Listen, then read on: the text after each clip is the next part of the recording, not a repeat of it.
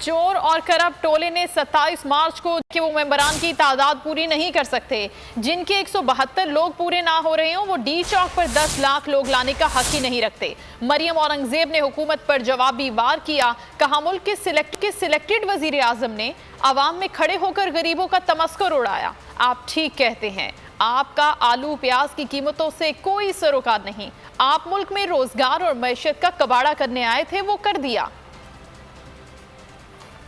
کہ وہ 172 لوگ ممبران اپنے پورے نہیں کر سکتے، کبھی ان پر رینجرز، کبھی ان پر پولیس، کبھی ان پر تشدد، کبھی ان پر ہر وہ بہانہ ڈالنے کی کوشش کر رہے ہیں جس سے ان کو ڈرایا جائے۔ فواد چودھری صاحب نے صبح بیان دیا کہ ہم ڈی چوک میں جلسہ کریں گے اور اسی جلسے سے گزر کے ان لوگوں کو آنا پڑے گا جنہوں نے ووٹ ان کو نہیں ڈالنا۔ تو پہلی بات تو کہ جن کے 172 لوگ پورے نہ ہو رہے ہوں، وہ 10 لاکھ لوگوں کو ڈی چوک میں لا نہیں رکھتا،